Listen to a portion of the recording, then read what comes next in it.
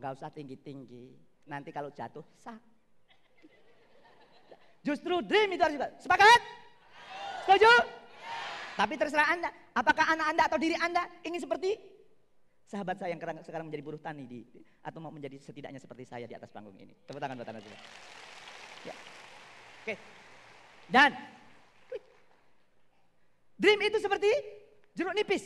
Kalau Anda punya impian, saya ingin meraih sesuatu, itu akan mempengaruhi hormon-hormon dalam tubuh kita. Maksudnya apa? Kalau nggak percaya bahwa dream itu mempengaruhi hormon-hormon dalam tubuh kita, mari kita melakukan uji coba sederhana. Mohon maaf dengan segala hormat.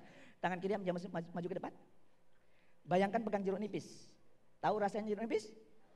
Asem, kecut. Yang tangan kanan bayangkan pegang pisau. Yuk jeruknya kita belah bareng-bareng. Tuh lihat airnya keluar banyak banget. Dan kemudian jeruknya kita jilat.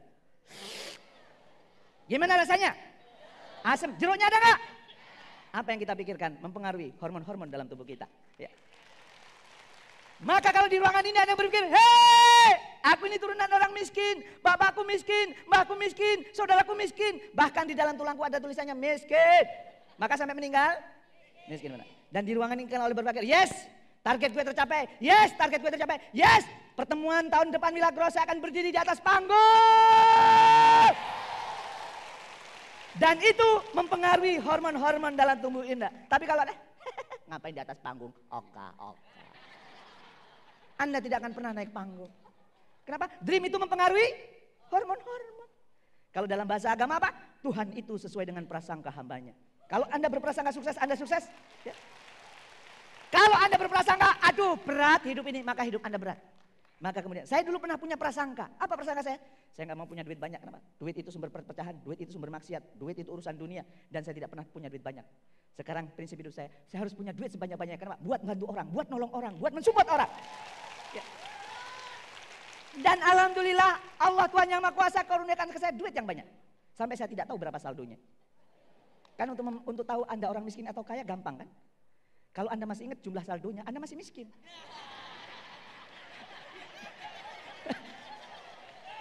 Tapi kalau ditanya saldo tabungan berapa kamu? Aduh nggak tahu ya, saya punya ada 4 bank itu beda-beda, saya nggak tahu. Ya yang jelas di atas 1 M lah ya. Tapi kalau masih tahu bahkan komanya tahu, ya, masih miskin. Ya. Oke. Maka mulai sekarang, keluar dari ruangan ini, yes. Suatu saat saya di atas panggung, yes. Saya yang akan mengembangkan bisnis Milagros ini di kota saya, di kampung saya. Tumbuh, ngajak banyak orang. Sepakat? Setuju? Indonesia. Tepuk Milagros. Tepuk Milagros keren. Oke, lanjut. Ya, yang berikutnya, dream itu juga seperti hiu kecil. Apa hiu kecil? Anda tahu orang Jepang paling suka makan apa? Makan hiu bukan? Makan ikan. Karena orang Jepang mania ikan, lama-lama persediaan ikan di sekitar laut Jepang menipis. Dan para nelayan kalau nangkap perlu ke tengah laut. Karena kemudian ikannya makin menipis, nyarinya perlu waktu yang lama. Dibawa ke darat dijual. Laku? Enggak, ikannya sudah bau. Maka para nelayan Jepang berpikir bagaimana caranya supaya ikan ini enggak bau. Kapalnya masih ada, dikasih freezer. Ikannya ditangkap, masukkan freezer, ikannya ditangkap, masukkan freezer, ikannya ditangkap, masukkan freezer. Dibawa ke darat dijual. Laku? Enggak, orang Jepang tidak suka ikan yang sudah dibekukan. Kurang enak. Maka para nelayan Jepang berpikir bagaimana caranya supaya ikannya enggak beku. Freezernya dibuang, diganti kolam. Ikannya ditangkap, masukkan kolam, ikannya ditangkap, masukkan kolam. Bergerak dia ke sana kemari. Tapi karena kemudian lama-lama ikannya malas. Dibawa ke darat dijual, laku? Laku tapi harganya murah. Kenapa? Orang Jepang tidak suka ikan yang malas. Ikan yang malas rasanya nggak legit, ikan yang malas rasanya nggak mempur. Maka kemudian para nelayan Jepang berpikir bagaimana caranya supaya ikan ini bergerak. Kolamnya tetap ada, ikannya ditangkap masukkan kolam, ikannya ditangkap masukkan kolam, bergerak dia ke sana. Begitu ikan itu sudah mulai malas, nelayan itu melepaskan hiu kecil di dalam kolam itu. Melihat di belakangnya ada hiu, ada hiu lari, ada hiu lari, ada hiu lari. Ya, lari terus. Dan kemudian dibawa ke darat dijual, laku? Harganya mahal? Kalau Anda harganya ingin mahal, jangan malas, terus bergerak. Dan salah satu yang menjadi hiu kecil adalah dream. Orang yang punya dream, maka dia akan merasa kemudian terkejar terus oleh hiu-hiu kecil. Maka pulang dari sini, pastikan bahwa Anda punya hiu kecil namanya? Namanya? Kurang keras namanya? Tepuk tangan buat Anda semuanya. Ya, dan ingat pernyataan Profesor Hamka. Kalau hidup hanya sekedar hidup, kera di hutan juga hidup. Kalau kerja hanya sekedar kerja, kerbau di sawah juga kerja. Kita bukan kera, kita bukan kerbau. Kita adalah manusia. Pertanyaan saya, apa yang membedakan kera, kerbau dan manusia normal? Yang membedakan kera, kerbau tidak punya dream. Manusia normal itu harusnya punya dream. Berarti kalau Anda nggak punya dream, sesungguhnya Anda nggak normal. Melakukan aktivitas nanti cuma rutin. Hanya apa? Seperti kayak Buya Hamka. Kita hanya robot-robot berbentuk manusia. Dan itu sesungguhnya kita tidak mensyukuri nikmat yang telah Tuhan berikan kepada kita. Sepakat? Setuju?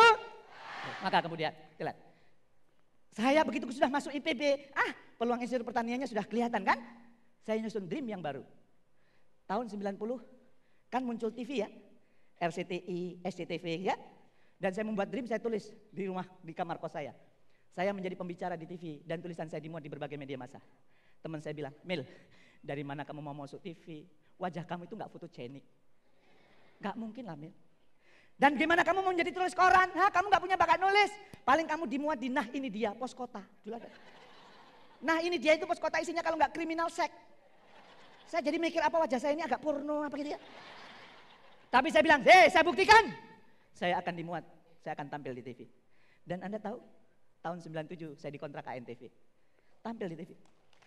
Ya. Dan apa yang terjadi? Tulisan saya dimuat di Republik. Tulisan saya dimuat di Kompas Group. Tulisan saya dimuat di berbagai media. Impian yang mempengaruhi. Ya. Dan ketika kemudian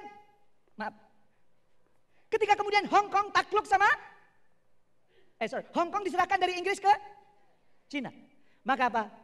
Suatu saat saya akan memberikan inspirasi di Hong Kong. Tahun 97 tuh. Saya belum jadi trainer, tapi pokoknya saya ingin berkongkong, saya ingin menginspirasi TKI di Hong Kong. Dan Anda tahu, 7 tahun kemudian tahun 2004, saya diundang ke Hong Kong untuk ngisi inspirasi di Hong Kong. Impian itu dasar. Luar biasa. Dan saya senang ke sana kenapa? Karena banyak orang stres di sana dan kemudian kalau kita datang menghibur dia tuh senang luar biasa. Kenapa? Di Hong Kong tuh TKI kerjanya enggak 8-10 jam seperti kita, kadang 20 jam. Banyak yang stres. Makanya kalau saya ngisi di Hong Kong lebih banyak saya menghibur daripada ngisi training. Kenapa? Orang stres di training enggak mempan. Jadi kalau Anda pulang dari sini materi saya enggak ngefek berarti Anda stres. Ya. Dan selama saya roso di Hong Kong yang paling berkesan adalah saya roso bareng Aldi Taher. Tahu Aldi Taher? Dulu suaminya Dewi Persik ya. Dia jadi MC dan kemudian dia menghibur. Selama roso di Hong Kong lagu favorit dia adalah Tombo Ati Iku Limang Perkarane. Walaupun orang Padang nyanyinya fasih banget. Begitu selesai, oke sekarang kita sambut trainer kita Jamil aja ini. Saya naik panggung. Dan saya bilang, oke tadi Aldi Taher sudah nyanyi Tombo Ati. Sekarang sebelum isi training saya ingin nyanyi Tombo Galau. Sudah pernah dengar lagunya? Tombo galau iku limang perkarane. Kaping pisan ngombe kopi sak cangkire. Mohon maaf yang gak ngerti ya. Kaping pindo nyeruput baikon sak kelengere. Kaping telu nguntal pacul sak kakane. Kaping papat mangan sate sak sunduke. Kaping limo mangan duren sak kulite. Salah sak wijine sapa bisa anglakoni insyaallah bakal mati sak lawase. Ya, oke. Pertanyaannya renungan nih. Dream seperti apakah yang bisa mengantarkan kepada kehidupan yang terbaik? Kenapa? Kenapa histeris Pak? Yang gak ngerti artinya tanya sebelahnya ya. Saya ingin tanya kepada Anda, dream seperti apakah yang bisa mengantarkan kepada kehidupan terbaik? Apakah setiap dream bisa mengantarkan kepada kehidupan terbaik? Maka saya ingin tanya sebelum Anda salah ya. Sebagaimana ini, kenal ini? Robin Williams untuk seorang artis sukses. Bagaimana mengakhiri hidupnya? Bunuh diri. Apakah dia sukses? Dalam urusan karirnya apakah dia sukses? Apakah dia bahagia? Hati-hati. Dia punya dream ingin menjadi pemain film. Begitu sudah jadi pemain film, bunuh diri. Nih, ya. Siapa? Whitney Houston. Apakah dia sukses? Sukses, dapat 7 Grammy Award. Apakah dia bahagia? Tidak, karena dia mengakhiri hidupnya overdosis. Maka pertanyaannya, lalu dream seperti apa yang dibutuhkan Pak? Supaya saya tidak seperti mereka Pak. Maka pada kesempatan kali ini saya berbagi. Dream yang dibutuhkan adalah mencerminkan kalau itu tercapai, Anda sukses sekaligus mulia. Supaya nggak salah, apa itu sukses? Sukses itu orang yang empatanya tinggi. Harta, tahta. Kalau wanita naksir wanita itu jeruk makan jeruk, Pak. Ini kelihatannya waktu mudanya playboy ini. Harta, tahta, kata cinta. Harta, tahta, kata cinta diperoleh dengan core kompetennya, dengan kemampuannya. Bukan dengan filosofi kata melonjat. Tahu filosofi kata melonjat? Sikut kanan, sikut kiri, injek downline, jilat upline. Bukan dengan cari kelebihan, core kompetennya.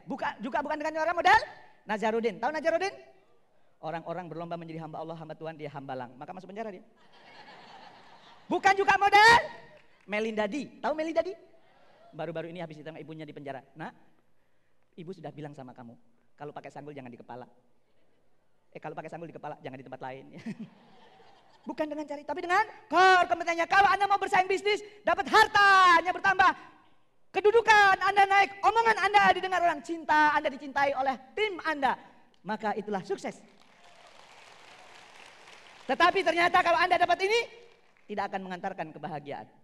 Yang mengantarkan kebahagiaan yang mana? Kalau Anda disertai dengan yang berikutnya, yaitu mulia.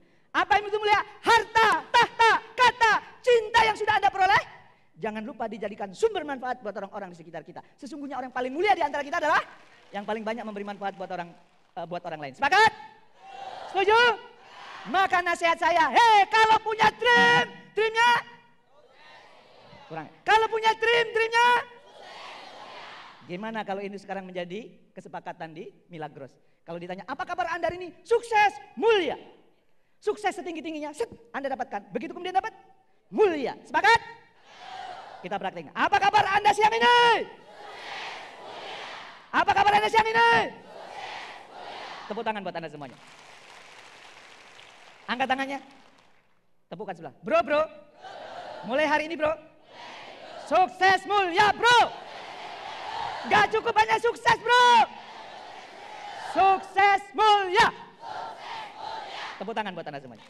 Ya. Dan sukses mulia itu seperti orang bernapas. Sukses. Kemudian mulia. Hidup gak boleh cuman mate. Hidup juga gak boleh cuman. Belum sukses sudah belagu mendirikan panti asuhan, panti jompo. Akhir bulan cari sumbangan ke sana kemari. Pakai lagu lagi. Ya dana, ya dana, ya dana, ya dana, ya dana. Ya. Maka kehidupan proyek sukses mulia. Apa kabar Anda siang ini? Ya, sukses mulia. Sukses mulia seperti orang bernapas. Sukses mulia, sukses mulia, sukses mulia, sukses mulia.